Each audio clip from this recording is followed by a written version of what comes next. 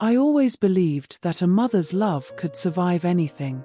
Distance, silence, misunderstandings, even betrayal. But nothing prepared me for the day my daughter, my only child, walked out of our home at 18 and didn't speak to me again for 12 long years. 12 years in which I aged twice as fast. 12 years in which every birthday, every holiday, every quiet night reminded me of the same unbearable truth. She had chosen a world where I didn't exist. My name is Grace. And this is the story of how my daughter came back into my life with the words, "Mom, they lied to us both." I remember the day she left. It was raining, one of those slow drizzles that feel like the sky is crying for you. She stood at the doorway with a small suitcase, her long brown hair damp from the storm. Her eyes were full of fire and pain I didn't understand then. I kept asking, "Emily, please, talk to me. What did I do?" But she didn't answer. She only said one sentence before disappearing into a car waiting outside. "I can't stay here. I don't trust you anymore." Those words, they broke me in a way nothing ever had. I stood at that door long after the car had gone, hoping she would come back, hoping she would realize she had made a mistake. But days turned into weeks, and weeks turned into years, and she never returned, never called, never wrote. She deleted me from her world as if I had never been her mother. I tried everything. I called her friends, her school, distant relatives. Nobody knew anything. Or maybe they knew and simply chose not to tell me. Rumors spread that she had moved to another state with a boy she barely knew. Rumors that she hated me. Rumors that I had been a terrible mother. I swallowed every rumor like poison. In those 12 years, I aged 20. I learned to live with the constant ache in my chest. Every time the phone rang, my heart jumped. Every time the doorbell rang, hope and fear collided in my stomach. Every young woman I saw on the street. I searched her face as if she could be my Emily. But she wasn't. Then one afternoon, while I was watering the plants on my porch, my phone rang. An unknown number. I almost ignored it. But something inside me made me answer. And then, I heard it. "Mom." I froze. My breath caught in my throat. I hadn't heard that voice in so long that for a moment I wondered if my mind was playing tricks on me. "Emily," I whispered. Silence. Then a shaky breath. "Mom, they lied to us. They lied to both of us." My knees weakened. I had to sit down on the porch steps. "Emily, where are you? Please, come home." "I want to," she said, "but I don't know if I deserve to." Those words cut deeper than anything else she could have said. My daughter, thinking she didn't deserve her mother's love. "Just come," I said softly. "Whatever happened, we will talk. Just come." 2 hours later, a car pulled into my driveway. My body trembled as I saw her step out. She looked older, thinner, with tired eyes that had seen far too much for someone her age. She stood there for a moment, unsure if she should walk toward me. I didn't wait. I ran to her, and when I hugged her, I felt her collapse into me like she had been holding her breath for 12 years. "I'm sorry, Mom," she sobbed. "I'm so sorry." We cried for a long time before we even went inside. When we finally sat down in the living room, she held her hands tightly together like someone preparing to confess to a crime. "Mom," she said, voice trembling, "everything I believed about you was a lie." My heart raced. "What do you mean?" She wiped a tear. "You remember Daniel?" Daniel. The boy she left with. The boy I had warned her about. The boy who always seemed too controlling, too possessive. Emily had been blind to it back then. "I remember," I said quietly. He told me you hated him. That you wanted to control me. That you searched my room and wanted to kick me out. That you called the police on him. That you told people I was unstable." I shook my head slowly, tears falling. "Emily, none of that was true." "I know," she whispered. I know now. She told me everything. How Daniel slowly isolated her, convincing her I was her enemy. How he read her messages, blocked my number, deleted my emails. How he manipulated her into thinking I wanted to destroy her happiness. How he threatened to hurt himself if she didn't leave home. You were just a scared girl, I whispered. He trapped you. She nodded, trembling. Mom, he hit me. He controlled my money. He made me believe you abandoned me, that you didn't want me anymore. My hands covered my mouth in horror. I kept waiting for you to show up, she said, crying. But he told me you changed numbers, that you moved, that you blocked me. Emily, I never changed anything. I waited for you every single day. She sobbed harder. I know. Because I found the letters. The ones you sent. He hid them from me, Mom. I found all of them last month. My heart twisted painfully. All those letters I wrote over the years telling her I loved her, begging her to come home, apologizing for things I didn't even know I had done. They never reached her hands. He stole 12 years of our lives, she whispered. I took her hand. But he didn't steal this moment. We cried together again, holding each other like we were afraid the other would vanish. But the story wasn't over. Emily continued with a shaking voice. Mom, there's more. The real reason I left that day. My stomach tightened. His mother, she pulled me aside. She told me you said I wasn't good enough. That you told her I was a burden. That you wished you had a different daughter. I covered my face in shock. The cruelty of those lies made my heart physically hurt. I believed her, Emily whispered. I don't know why. I think because I was young. I was insecure. I wanted someone to fight for me. And he made it look like you didn't want me. I reached out and cupped her face in my hands. Emily, I have loved you every second of your life. Nothing you could do would ever change that. She leaned into my touch like a child again. I know now, she said softly. I'm just scared it's too late. It's never too late for a mother and daughter, I whispered. We sat like that, letting the truth wash away years of poison. But healing takes more than one conversation. Over the next weeks, Emily slowly revealed the life she had lived, years of emotional abuse, manipulation, financial control, and psychological terror. One night, she said something that haunted me. I stayed because I thought leaving him meant admitting you were right. And I was too proud to admit that. I held her close. All that matters is that you're here now. But life doesn't give you miracles without scars. A month after she came back, we woke up to find Daniel standing outside my house. My heart froze. He banged on the door, screaming her name. Emily trembled violently, reliving every nightmare. I called the police immediately. They took him away, screaming threats. Emily collapsed in my arms. Mom, I'm scared. You're safe now, I whispered. I won't let him hurt you again. We filed a restraining order. She started therapy. She got a job. She slowly rebuilt her life. And I rebuilt mine with her. But the most emotional moment came months later, on a quiet morning. Emily placed a small box on the table. What's this? I asked. She took a shaky breath. Something I found in my old things when I finally left him. Inside the box were baby photos of her, and a folded paper. A letter. It was written by me. One of the many letters he had stolen. Emily handed it to me. Read it, Mom. My hands trembled as I unfolded the paper. My beautiful Emily. I don't know why you left. I don't know what I did wrong. But I love you. And I will wait for you until the day I take my last breath. I couldn't read further. I broke down crying. Emily hugged me tightly. This letter saved me, she said. It made me realize everything he told me was a lie. You never gave up on me. And I never will, I whispered.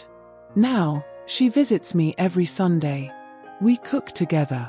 We talk for hours. We laugh. We cry.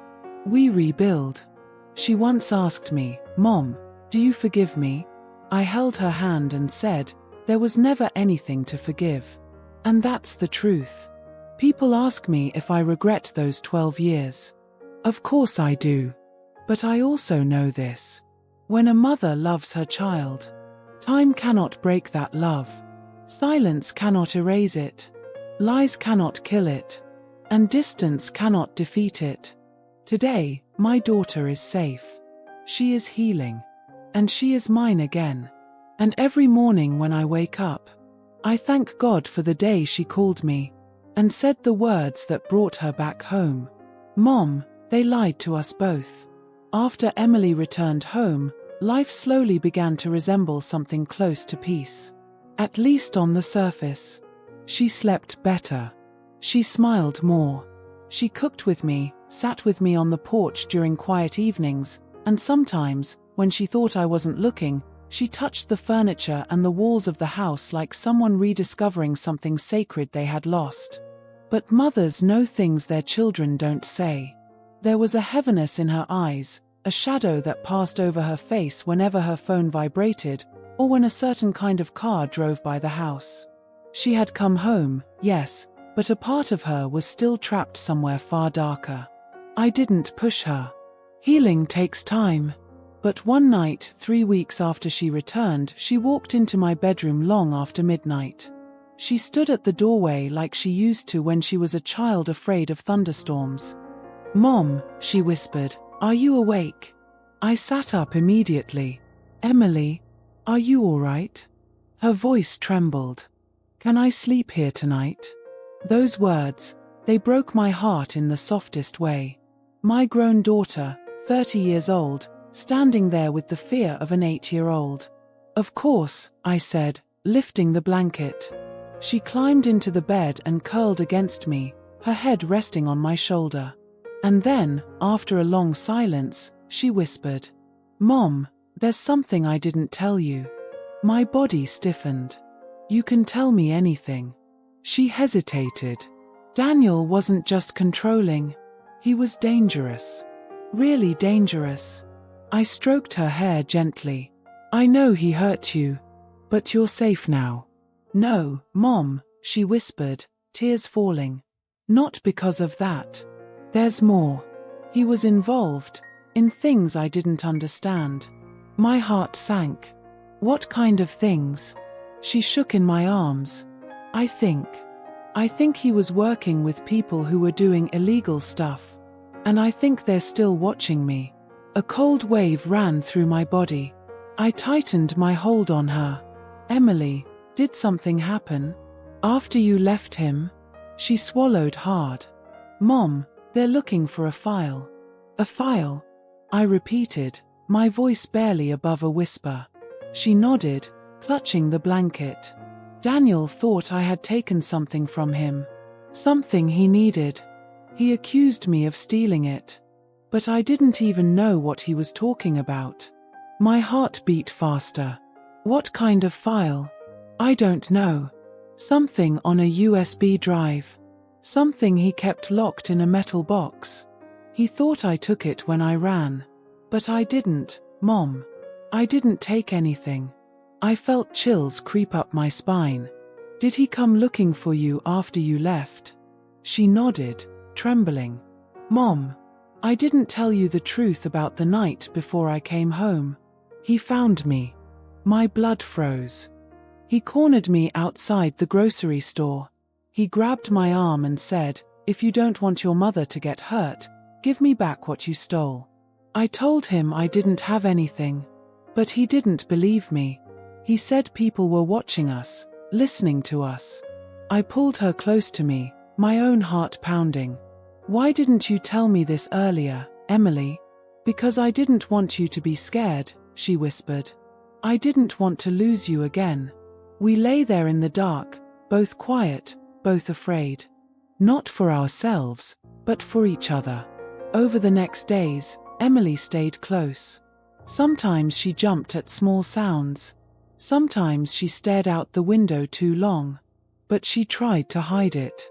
One afternoon, while she was in the shower, her phone buzzed on the kitchen counter. The caller ID read, "Unknown." Then, seconds later, another message appeared on the screen, glowing cold and sharp. "Where is the drive?" My stomach twisted. I didn't touch her phone. I didn't want to break her trust. But when she came out of the bathroom, her face went pale when she saw the notification. "Mom, I think they found me." I stood up, trying to stay calm. "Emily, listen to me. We are not going to be afraid. We are going to do this the right way. We'll go to the police." She shook her head desperately. "No, Mom, please. You don't understand. If we involve the police, Daniel's people, they'll think I really have the drive. They'll get desperate. And they'll come after us harder." Her panic made something inside me break. She had lived too long in fear. She didn't trust anyone, not even the law. That night, she barely ate. She checked the locks 3 times. And at 3 a.m., when she thought I was sleeping, I heard her sobbing quietly in the hallway. I got up and went to her. "Emily," I whispered, "you don't have to face this alone." She wiped her tears. "Mom, maybe I should leave." Those words stabbed me. "Leave?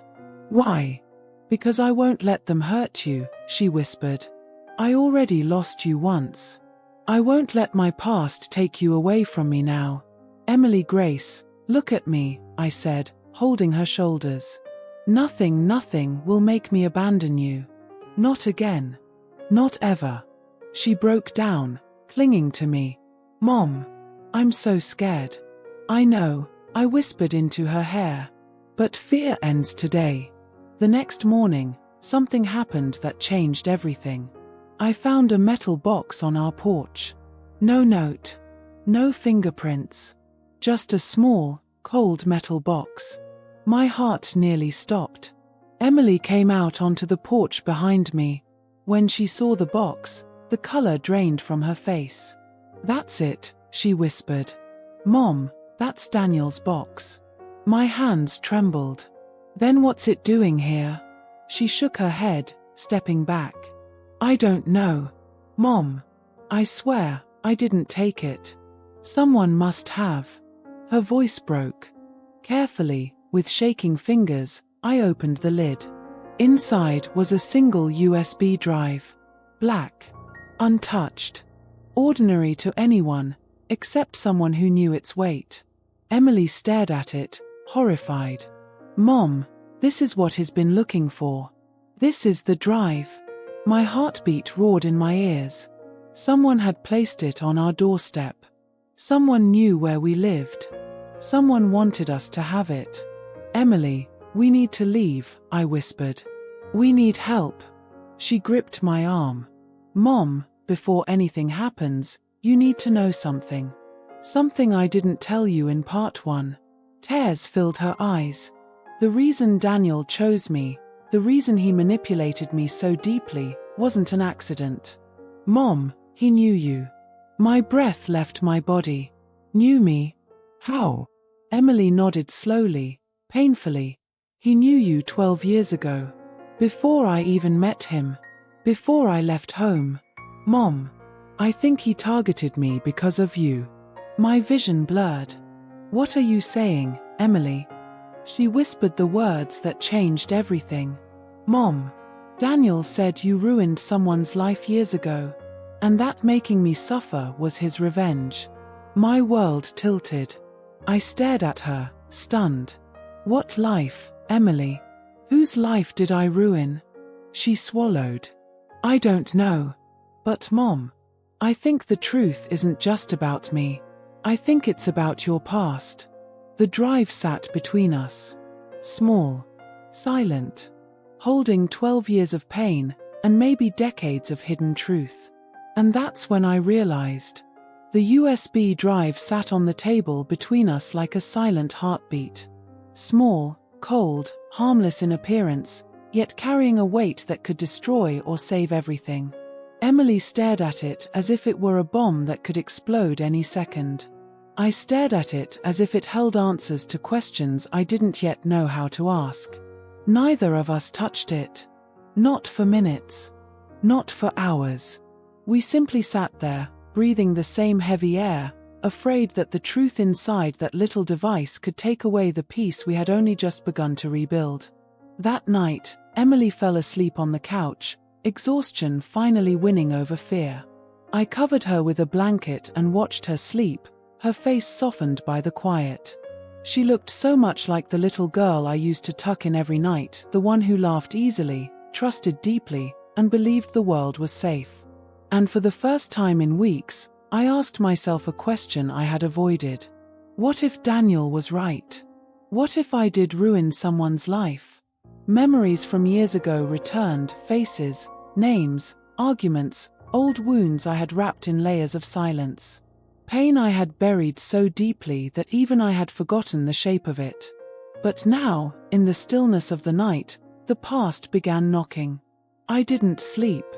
The next morning, Emily woke up looking fragile but determined. "Mom," she whispered, "we need to open the drive." I nodded slowly, not because I was ready, but because running from truth had already cost us 12 years. I wasn't willing to pay more. We drove to a small library 2 towns away, somewhere quiet, somewhere anonymous. Emily sat at the computer with trembling hands. "Are you sure?" she asked. "No," I admitted. "But do it." She inserted the USB drive. The screen blinked. A folder appeared. Just one. Named, "The Things She Stole." Emily's breath hitched. "Mom, this is about you." My chest tightened so painfully I had to grip the edge of the table. "Open it." She clicked the folder. Inside were dozens of files. Photos. Documents. Messages. Audio recordings. Some labeled with dates older than Emily's birth.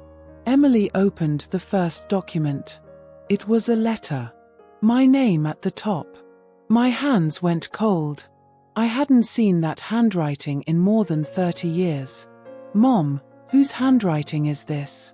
I swallowed, the taste of old pain rising in my throat. "It's your father's." Emily froze. "You mean, my grandfather?" I nodded weakly. "Yes. Your grandfather." I hadn't spoken his name in decades. Not since the day I walked away from him forever. Emily clicked the audio file. A man's voice filled the quiet room. Deep. Controlled. Familiar in a way that made my stomach twist. "I am doing this for my son," the voice said. "She ruined his life. She stole everything from him. She cost him his future." Emily looked at me in shock. "Mom, who is he talking about? Who did you ruin?" Tears blurred my vision. I don't know. Because I truly didn't. Emily clicked another file, this time a photograph. A man standing outside an old courthouse. Young. Angry. Eyes full of something dark. I recognized him instantly. "Mom," Emily whispered, "who is that?" I pressed my shaking fingers against the screen. That is Daniel's father." Emily's eyes widened. "Daniel's father, knew you?" I nodded slowly, breath trembling. "We grew up in the same neighborhood. He was older than me. And I paused, fighting rising nausea. "He was in love with me." Emily stared at me in disbelief. "Mom, you never told me this." "There was nothing to tell," I whispered. "He was obsessive. Controlling. When I refused him, he started spreading lies about me. Your grandfather confronted him. Things escalated. His life spiraled downward. He blamed me for everything that happened to him afterward." Emily clicked the next file. It was a video. A man older, sickly, bitter, speaking directly to the camera. "If anything ever happens to me, my son knows who destroyed me. She stole my job, my reputation, my home. She humiliated me. She destroyed my life. My son carries the truth now. And he knows what must be done. Emily covered her mouth. Mom, this is Daniel's father. He left Daniel instructions to hurt you. A cold, suffocating fear wrapped around my heart. Some wounds don't heal. Some wounds get passed down. Emily clicked the next file, this one labeled with a date from 12 years ago. Daniel's voice filled the room. I found her daughter. I'll take everything from her through the girl. She'll pay the same way my father paid. I'll make sure she knows loss the way he knew loss. My blood froze. Every breath felt like pain. It all made sense now. Emily wasn't just a vulnerable girl he manipulated. She was the target. The revenge. The punishment. The weapon. And I had never known. Emily stared at me, tears streaming down her cheeks. Mom, he didn't just want me. He wanted to hurt you through me. I took her hands in mine. Emily, listen to me. None of this is your fault. None of it. But Mom, she sobbed. Daniel ruined my life for something you didn't do. He hated you because of his father. He took everything from me because of something that happened before I was even born. Emily, I didn't ruin his father's life. His father ruined his own life. But he needed someone to blame. And he chose you, she whispered. And Daniel inherited that hate, I said softly. Blindly. Fully. Dangerously. Emily suddenly gasped. Mom, the file isn't complete. What do you mean? There's one more folder. Locked. She tapped the screen. A password prompt appeared. Password required. Emily bit her lip. Mom, what if this has the truth his father didn't want anyone to know? Try something, I whispered. She typed the name of Daniel's father. Nothing. She tried Daniel's birthday. Nothing. She tried my name. The screen blinked. Access granted. My whole body turned cold. Inside the final folder was just one video. Emily clicked it. The screen lit up with the face of Daniel's father, much younger, healthier, but with the same angry eyes. If you're watching this, Daniel, it means you've taken your revenge. Good. But you must know the truth. She didn't ruin my life. He paused, breathing heavily. I ruined hers. Emily froze. What? The man continued, voice cracking. She turned me down. I couldn't accept it. So I lied. I told people she cheated in school. I made sure she lost her scholarship. I spread rumors that destroyed her reputation. Her father defended her, but I kept lying. I cost her everything she ever worked for. She didn't destroy me. I destroyed her. But I couldn't live with that guilt. So I taught you to hate her, to justify the damage I caused. I stopped breathing. Emily's voice trembled. Mom, why didn't you ever tell me? Because I didn't want you to carry my past, I whispered. I wanted better for you. The video continued. I trained you to hate her daughter not because of what she did, but because of what I did. I made you my weapon. And I am sorry, son. The video ended. We sat there in absolute silence. Emily cried first, deep, shaking sobs. Mom, my whole life fell apart because of someone else's lie. Because of his guilt. Because of a man I never met. I pulled her into my arms. It ends now, Emily. The hate ends here. The cycle ends here. She held on to me like she was drowning. Mom, I'm so scared. I know, I whispered. But this story doesn't end with fear. That evening, we went to the police with the drive. They opened a case. Daniel violated his restraining order.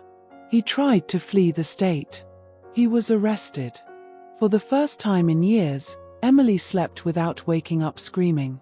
Weeks passed. Peace slowly returned. Light slowly filled the spaces that fear had hollowed out. One morning, Emily sat at the kitchen table with 2 cups of coffee the way she used to when she was a teenager. "Mom," she said softly, "can I ask you something? Anything. After everything that happened, do you think I can ever be whole again?" I took her hand gently. "Emily, you don't have to be who you were. You only have to be who you're becoming. And that woman, she's strong. She's brave. She's healing. And she's mine." She cried again, but this time, they were healing tears. Tears of release. Tears of rebuilding. In the end, Emily didn't just come home. She came back to herself. She came back to truth. And together, hand in hand, we buried the ghosts of the past and built a future where love, not lies, not hate, not revenge, would carry us forward. For the first time in 12 years, I felt peace. Because my daughter was finally home. Not just in my house, but in my heart. After we handed the USB drive to the authorities, everything moved faster than either of us expected. Officers came to our home. Detectives questioned Emily for hours. They took statements, gathered evidence, traced digital logs, and pulled up records from years ago, records no one had ever thought to look at. And while truth moves slowly, justice sometimes moves with terrifying speed. Daniel was arrested within 2 days while trying to cross into another state.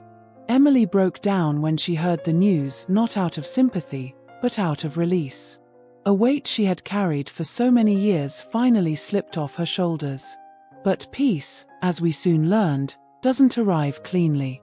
It comes with storms before the calm. On the morning of the preliminary hearing, Emily stood in front of the mirror wearing a simple navy dress. She looked strong, until she caught her own reflection trembling. "Mom," she whispered, "what if I can't do it?" "You can," I said softly. "And I'll be right beside you." She took my hand like she used to when she was a little girl crossing a busy street.